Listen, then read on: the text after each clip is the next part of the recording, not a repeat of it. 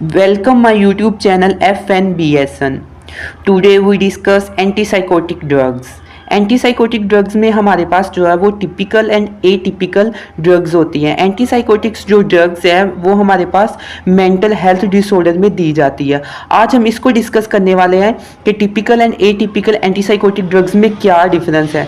तो वीडियो बहुत ही इंटरेस्टिंग होने वाली है, तो आपने वीडियो को शुरू से लेकर आखिर तक जो है वो लाजमी देखना है, ठीक है। तो अगर आपने हमारे YouTube चैनल को सब्सक्राइब नहीं किया तो हमारे YouTube चैनल को सब्सक्राइब कर लीजिएगा और वीडियो को लाइक कर दीजिएगा और बेल आइकन के बटन को भी प्रेस कर दीजिएगा। तो चलिए स्टूडेंट स्टार्ट करते हैं typical and atypical antipsychotic drugs.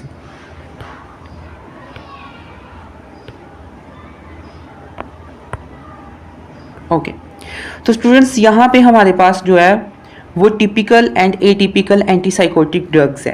Typical antipsychotic drugs और एटिपिकल एंटीसाइकोटिक ड्रग्स में दोनों में कंपैरिजन देखेंगे, ठीक है। तो सबसे पहले जो टिपिकल एंटीसाइकोटिक ड्रग होती है वो हमारे पास फर्स्ट जनरेशन होती है। कौन सी जनरेशन है? First generation. एटिपिकल जो एंटीसाइकोटिक है वो हमारे पास सेकेंड जनरेशन होती है। मैकेनिज्म ऑफ एक्शन की बात करें तो आपने ये याद रखना है कि जो टिपिकल एंटीसाइकोटिक होती है वो फर्स्ट जनरेशन होती है और जो टिपिकल एंटीसाइकोटिक है इसके साथ साथ ये सिर्फ एक रिसेप्टर को ब्लॉक करती है। अब वो कौन से रिसेप्टर को ब्लॉक करती है? वो है डोपामिन D2 रिसेप्टर को ब्लॉक करती है और ये फर्स्ट जनरेशन होती है और एक ही रिसेप्टर को ब्लॉक करती है।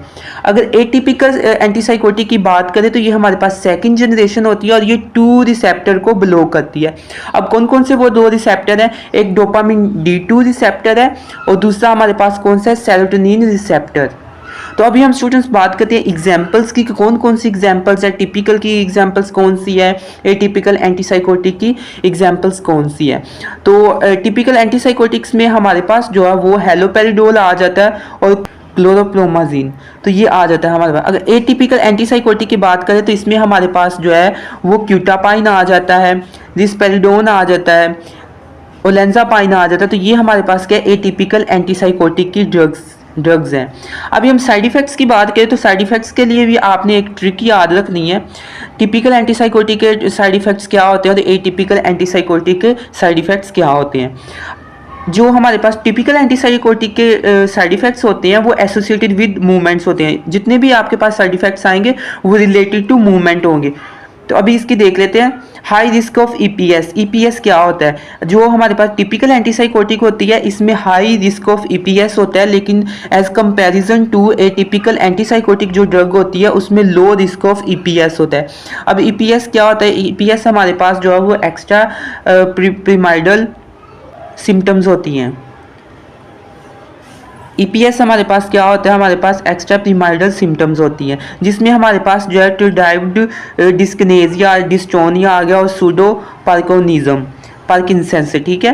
तो इसमें सारी जो साइड इफ़ेक्ट्स होंगे वो किससे रिलेटेड होंगे? मूवमेंट से रिलेटेड।